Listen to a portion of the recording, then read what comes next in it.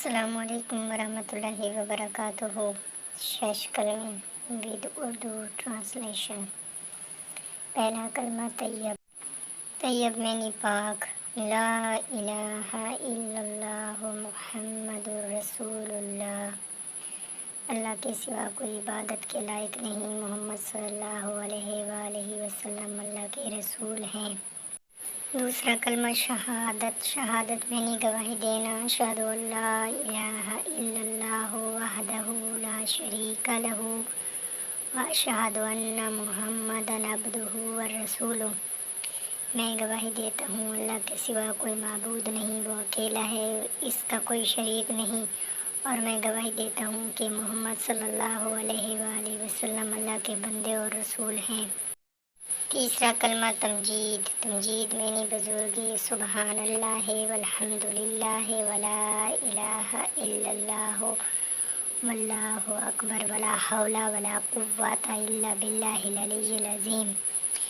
اللہ پاک ہے، سب خوبیاں اللہ کے لیے ہیں اور اللہ کے سوا کوئی معبود نہیں، اور اللہ سب سے بڑھ کر گناہوں سے بچنے کی طاقت اور نیکی کرنے کی توفیق اللہ ہی کی طرف سے ہے جو سب سے بلند عظمت والا ہے۔ چوتھا کلمہ توحید۔ توحید معنی اکیلا، لا الہ الا اللہ وحدہ لا شریک لہ، لہ الملک ولہ الحمد یحیی ویمیت وہو حی لا یموت ابدا ابدا ذو الجلال والاکرام بیدہ الخیر وہو علی کل شیء قدیر۔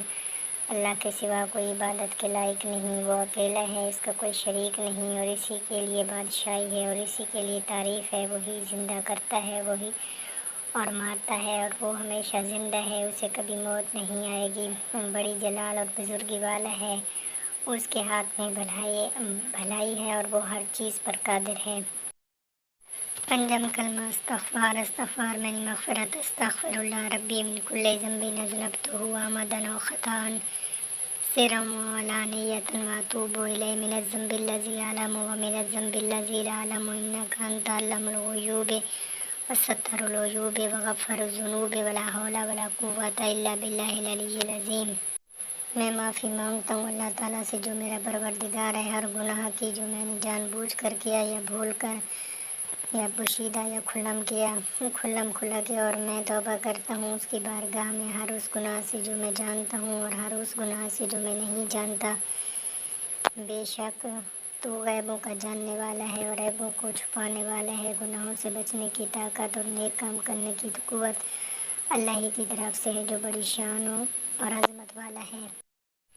چھٹا کلمہ رد کفر۔ رد کفر معنی انکار کرنا، اللہم انی اعوذ بک من ان اشرک بک شیئا وانا اعلم بہ واستغفرک لما لا اعلم بہ تبت انا وتبرأت من الکفر والشرک والکذب والغیبۃ والبدعۃ والنمیمۃ والفواحش والبہتان والمعاصی کلھا واسلمت وقول لا الہ الا اللہ محمد رسول اللہ۔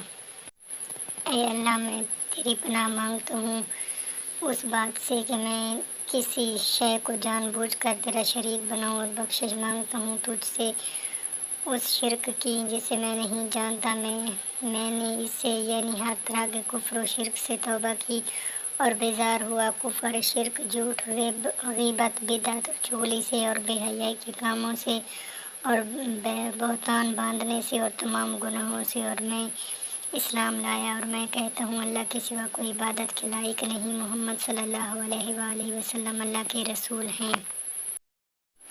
مع السلامہ۔